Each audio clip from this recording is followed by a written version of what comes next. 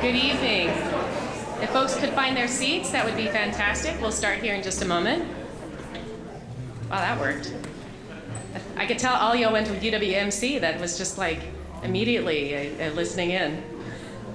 So, good evening, colleagues, friends, and esteemed guests. Welcome to the campus celebration to share and celebrate the history of the Universities of Wisconsin campus in Wausau. I'm Dr. Gretel Stock, Dean of University College, which includes the Wausau campus. Whether or not you know this place as UWSP at Wausau, UW Marathon County, the Center, or any other name, you are here because this place is important to you. Thank you so much for joining us tonight. We are so grateful you are here. This campus holds a special place in my heart. When I was a student at UWSP in the mid-90s, a sizable part of my friend group went to UWMC to start their journey. They spoke, and I will say I am still friends with all of these humans today, and they are amazing humans. They spoke so highly of the vibrant and student-centered experiences that launched them into great things. Many of these folks are lifelong friends, and I've witnessed them contributing to their communities long after graduation. It's wonderful to see how long UWMC stuck with them and shaped their lives. This is truly a place where lives have been shaped, and for the better. When I returned to Central Wisconsin in 2017, I was quickly reintroduced to UWMC. The reorganization hit in my first 6 months, and I was involved in many of the integration efforts. Immediately, I was struck with the dedication, passion, and deep expertise of the UWMC faculty and staff. The connection to students and the community was real and tangible, echoing back to the words of my friends shared about their experiences. The dedication to sharing a gateway to college education, high-quality learning experiences, and individualized intention was inspiring. Given the core work of UW-Stevens Point, it is academic success and engagement. The match in values between our campuses and in our purpose was very clear. We've had many challenging turns in the road since the reorganization: COVID, changes in the workforce and economy, large demographic shifts, and public questioning of the value of a higher education. At every turn, Wausau has risen to the challenge and continued to focus on its strength.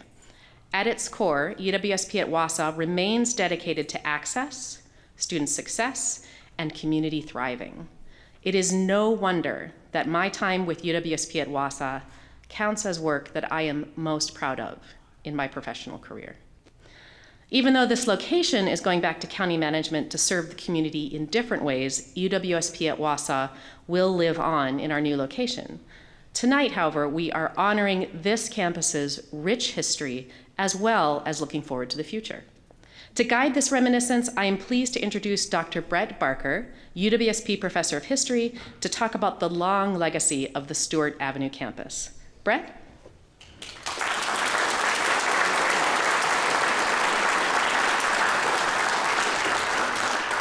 Hello. Okay, so as soon as my PowerPoint comes up, I will show you that for tonight. As it mentions now, I've been on this campus since 2002, and I thought I would bring, if this is going to work, I'm going to bring my full bona fides to the table. So there's my long and varied path. I do want to mention not only my own career, but also my coming here as part of the History Teaching Alliance, which many of you know about, and was started by Jim Lawrence and Jim Grinzel from West, and that was one of the reasons that actually brought me here. So to start today, I wanted to talk, because I've been asked to give a short history of the buildings on this campus and the location here that we're celebrating and saying goodbye to tonight. So a little bit about their history to begin with. Classes started at what became this institution in 1933, but they were not here. In fact, they were originally held at the old Central High School from 1933 to 1947, and then were moved to the normal school, which many of you know, might remember, stood outside, stood just due north of North Hall in what now would be the North Hall parking lot, and I believe, from the way I can see the old photographs, the eastbound lanes of Stewart Avenue back then.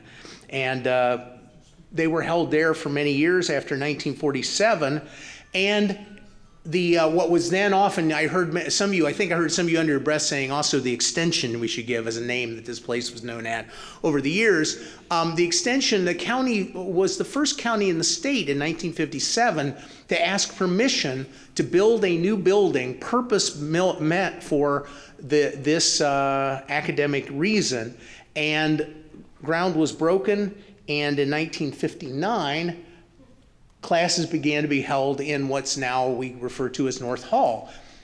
I chose this photograph because, as some of you probably remember, there was, I'm not sure that's going to work, if you look at the bottom there, that was the original main east entrance, and that's why, if you've ever wondered, this strange hallway that runs down and kind of goes out in a strange place, that was once the main entrance, and that's why, if you've ever noticed the sifting and winnowing plaque, that was once where the main entrance was, and why that is, that's shifted over the years, but we can see in this early photograph the way that that was formed. It was joined a few years later, around 1967-68, by South Hall. Here's a couple of pictures of it. The one on the left is a picture of the construction from North Hall, from the roof of North Hall, and the one on the left also shows some construction.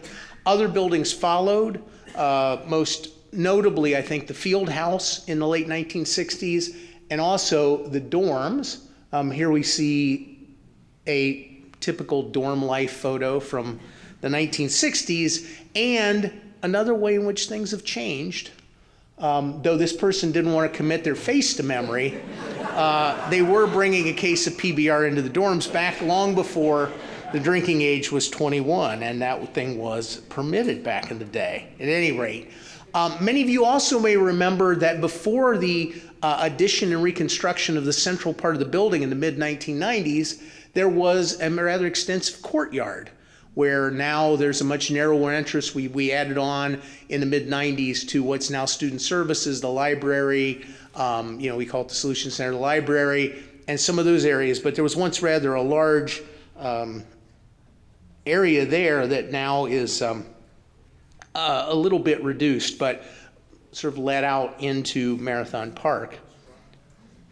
In the mid-2000s, we rehabbed the science building, sort of tore it down to the stubs in some ways. Studs, I remember there were some very interesting class allocations during those years as we all tried to fit into our various spaces there. And finally, of course, around 2010, this magnificent building opened, and which included, of course, the James Veninga Theater, in which we're all sitting right now. So that's the short history of the building, but it occurred to me as I prepared that, all these facts and dates, what do they actually mean? That is, what is at the heart of our interest in why we've come here this evening? And I think why we care about these buildings and their past says a lot about what this place means to us. And the idea I want to share with you, I first was introduced to by a geographer named Yi-Fu Tuan at the University of Wisconsin-Madison, who had the idea of the distinction between a space and a place. He said a space is really just a geographical, you could think of it almost as coordinates on a map. My phone would tell me right now exactly what latitude and longitude I was standing, but would not ascribe any meaning to this place. There can also be generic spaces. If I took you to almost any elementary school in the United States and ask you what it was, you would probably look at the tiny little chairs and water fountains and the finger painting and the small classrooms and say, I think this is an elementary school, but it wouldn't have any deeper meaning for you. It's only a space. But if you went back to your elementary school, that would be a place. It would be imbued with meaning. All the people you knew there, all the things you did there, all the time you spent there, all the memories that accumulated there for you. And that is very much what this campus means to so many of us and what we're celebrating this evening. Partly it's the people. A lot of it's the people. The students, the staff, the teachers. I've been thinking a lot this last week about people who aren't here anymore, like James Veninga, Whiz Beck, Jim Lawrence, Arnie Sally, Angie Berger. I could list many more, but I won't. Many of you have probably your own list. I think many of you probably could look back and think about John Runkle. Maybe some of you even remember Henry Arnsbrock. But each of you have a list of people who you met here and that changed and influenced your lives. But beyond those who we've lost, which we should remember, there are also less melancholy memories. And I want to spend a little time. I've had access to some photographs from the mid-'60s, the mid-'80s, which I thought might be the sweet spot for some of you out there in the audience. And so I didn't want this to all be gloom and doom. I wanted to have sort of a lighter moment. So I want to share a couple of photographs that I think tell us a little bit about the past of this place, or that frankly just amuse me. So let's see. There were the crowded hallways. This is looking down, where there used to be lockers down in the lower floor, right in the area between, and the crowded hallways that we once had to work our way through. The plays, the concerts, the graduations and award nights, some of them held on this very stage. The autumn leaves in Marathon Park. Snowball battles outside the east entrance. And perhaps you even remember a snow sculpture outside the dorms. And as the kids would say, if you know, you know. All right, therein lies a tale. And what occurs to me is that each one of you that come here this evening have done so because you have a group of your own memories that are tied to this place by the mystic cords of memory that bond us to the past. One photograph triggered one I had not thought about for a long time. These are 3 students sitting in the small dining room looking out the window in 1970. And when I saw that picture, what I immediately thought of was, over 50 years later, I would look out those same windows and I would be amused by, this is a photograph I took, of a squirrel that had somehow landed the biggest donut he'd ever managed to find. And he seemed, if I could anthropomorphize for a moment, extremely pleased by what he'd managed to gather. And so every place around these halls brings us those happy and sad remembrances. I don't know if anyone here knows anything about this, but I wanted to show you, here's a tea party from 1964. That looks like quite the tea party. Let's see what we have here. Something that's labeled Study Lounge from 1965. Could anybody here explain to me exactly where that study lounge was? Because I'm a bit at a loss. Well, if you have any thought, huh? Have thought? Doug Hassler. Well, yeah, Doug Hassler would know. I mean, when they dug the foundation for the building, they found Doug, right? So I don't know if he's here, but yeah, I have to ask him. If any of you have insights afterwards at the reception, I'd love to know. Here is a picture of what's was labeled as the terrace room, 1967. We're not sure the current terrace room existed in 1967, though there might have been something else called a terrace room. But there are students, I certainly didn't know a terrace room that included a fireplace of some kind. But that's sort of interesting. I think that many people of a younger generation will not appreciate the memories that this evokes. That was something you no longer find in our libraries, but once was very much a part of our lives, right? I wish I knew more. If anybody knows any more about this, I would love to hear about what was going on in 1973 on campus. That was labeled Fashion Show. And there we go. So if you know who those people are or what the fashion show is about, I'd be most interested. Another rite of passage on this campus I think many students experience, this is from 1978, but it can stand in, is standing in line at the bookstore to get your books at the beginning of the semester. That's sort of a ritual, a rite of passage here and many other places around the country in higher education. Here's one that honestly just amused me because it evoked a certain time and place. This is Studying in the Union, 1979. I think you might both be struck by the typewriter that person has dragged around with them to do their homework. But also, there's a boombox at the back of that table too, if you notice. So I don't know, it's 1979, so I don't know if that was Bach or the Bee Gees, but something might have been playing in that room that's sort of lost to time. Here's another one that just, I have to admit, this is just because it made me smile. This is a menu from 1983 from the dining room, and I blew up the menu so you can see it better.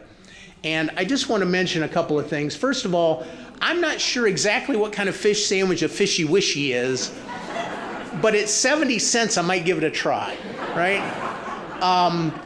I also, if you notice, notice everything at the lunch menu is under $1.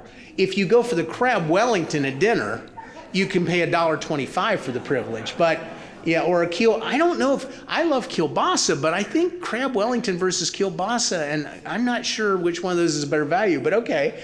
And the other thing that really amuses me is the hamburger and cheeseburger that can be had for 60 and 70 cents. I don't know, many people forget the consonant shortage of the late 1970s. Some people thought that Carter really suffered in the election because of that, but anyway, those are all. And to think of how much, if any of you have heard about the Canvas issue that occurred in the last week on campuses around the country, including the UW, you might appreciate a simpler time when I'm sure that was not connected to anything in particular. And notice both the size of the keyboard and what it's attached to. And I think to the right is one of those old giant printers that had the spindles on the side and had white and green paper that went through, right, that fed through.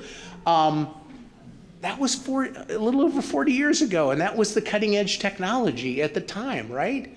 And so anyway, all of these, by the way, can be accessed on a UW digital site that has 100 photographs of UW Marathon County. I think when we did it was still UW Marathon County participating. It has 100 photographs of one-room schoolhouses in Lincoln and Marathon County, 100 photographs of the bookmobile, and 100 photographs of the county library, and 100 photographs of our campus. And that was a digital project that I worked with Dave Detman and people at the T.B. Scott Library in Maryland, several other people about 15 years ago. So if you just put in, I think you put in libraries and schools of Marathon and Lincoln County, and I think a Google search will lead you to the site that has all these. And I hope that some of those have evoked a certain nostalgia and a fondness for days gone by on this campus as we celebrate it this evening. You know, the reason this place matters is that we've made friends that we remain in touch with and others we've lost contact with.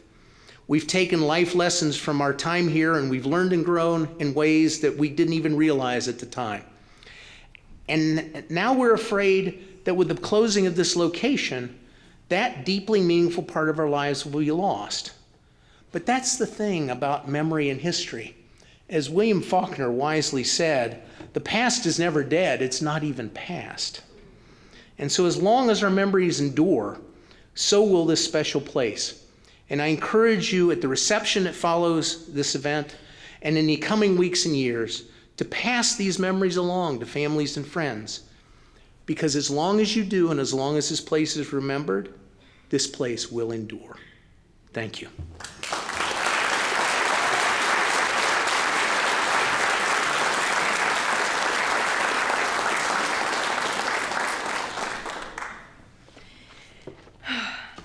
One of the hardest things I'm ever going to have to do in my life is go right after Brett. Gretel, we should have traded places. I am Miranda Gentry Siegel. I am the Wausau campus executive. And first of all, I just want to say thank you so much to each and every one of you who's here tonight. I'm always honored to stand on this stage, and that's true tonight more so than ever, as we gather to honor a campus that holds a special place in all of our hearts.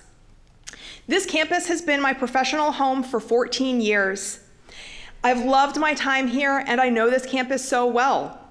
I know the worn spots on the stairs that thousands of feet have tread. I love the view of Marathon Park from the round room of the library, where you can watch the trees change all through the seasons. I've always thought that our South Hall steps are one of the most picturesque spots on campus, and some of my favorite photos that I've ever seen and favorite times on campus were seeing students sit on those steps. Walking by classrooms and hearing snippets of lectures and discussions is something that's always uplifting to me because it makes me think about the reason that we're all here. I have very deep respect for how Bill Gibbs has been able to keep the gym floor in such pristine condition. And I'm also always very, very mindful of what shoes I wear when I walk into the gym, because I don't ever want to be the person who makes that harder to do. I'm in awe of how masterfully Chris Berg runs this theater, and I can't imagine anybody else doing so.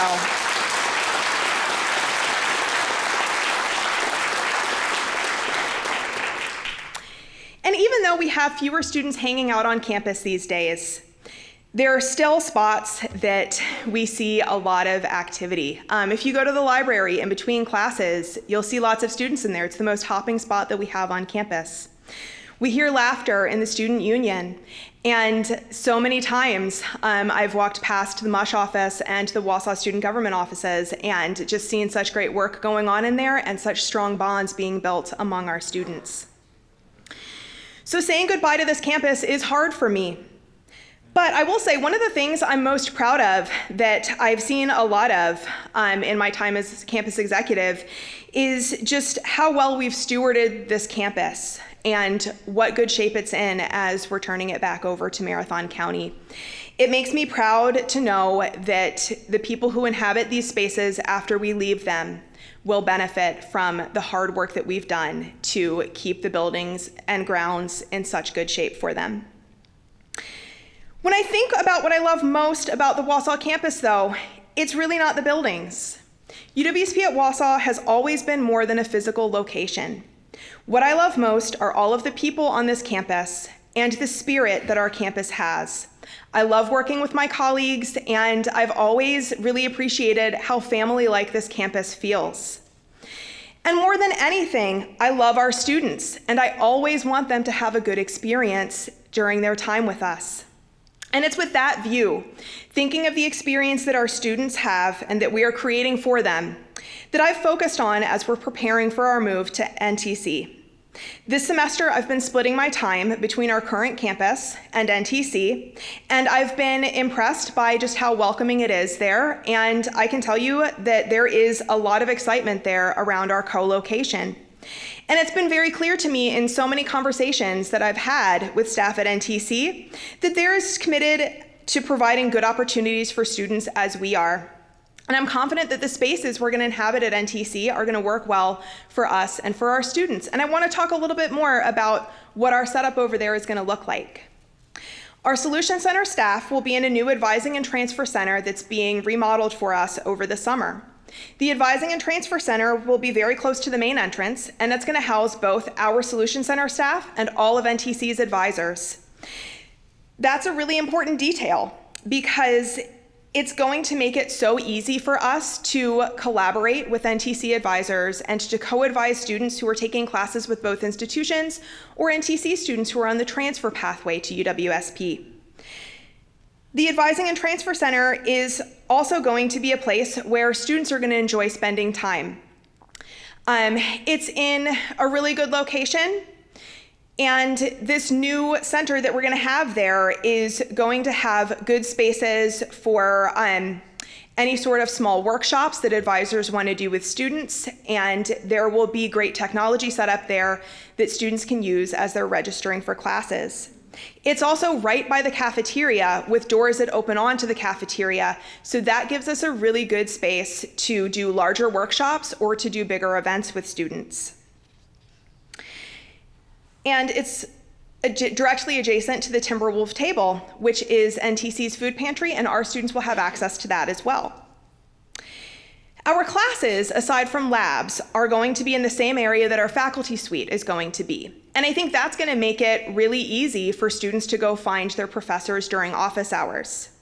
The path that students are going to walk to go between one of their classes and an advising meeting will take them past some very key areas on campus. They'll go past the library, past the testing center where any of our students with accommodations will take their tests or where students will be able to take the UW placement tests in person. They'll go past the Academic Resource Center where they'll be able to find tutoring. They're also going to go past the security office where I'm happy that students will be able to get support if their car battery dies. That can definitely happen for our students in the winter. And they're also going to have to go past the campus store. So right from the very first day that our students are taking classes at our new location, they're going to know where all of the services are. And that means that they're never going to be able to tell us, I don't know where that is, because they'll walk past it every day. And our primary focus still remains on providing strong educational pathways for our students. The classes that we teach here on this campus are exactly the same classes that we're going to be teaching over at our new location at NTC.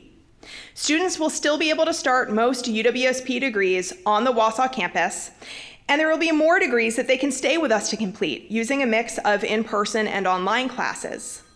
Additionally, students will be able to take NTC classes, and that's important because we have students who are already doing that, particularly students in our 1+2+1 nursing program, and it's going to be so much easier for them when all of their classes are in the same building. Student activities and engagement opportunities are another key area that we're focusing on in our transition over to NTC, and I'm happy to say that we're going to have a really good experience set up for them with that. Our student government will be able to be just as active at NTC as they are here, and I'm really excited to see how they collaborate with NTC's student leaders. Our staff have had great conversations with NTC's student engagement team about activities that we can do together and events that we're planning for the fall. Opening activities to both UWSP at Wausau and NTC students is going to create a vibrant atmosphere over at NTC that I'm really excited about. I also want to express the extreme gratitude that I have to the UW-Wausau Campus Foundation for the ceaseless support that they've provided to Wausau students, faculty, and staff over the years. And I'm happy to say that is also something that's not going to change when we're in our new location. All foundation funds will continue to support Wausau, and the same is true of our UWSP operational funds. In closing, UWSP at Wausau has been and will continue to be a great place for students to start their college journey and a great place to work. So this will close our presentation. Gretel, Brett, and I will be happy to answer questions during the reception, and I just want to tell you a little bit about everything we have planned for tonight. The buildings that we'll have open tonight will be this building, the Center for Civic Engagement, our main academic building, and our field house. In the CCE, I hope you had a chance to see the posters from our theater productions that are lined up in the hallway, but if not, take a peek at those before you head over to the main building. In the field house, you'll find a display with decades of Husky athletics and some snacks. In the main building, most of our activities will be taking place in the Student Union.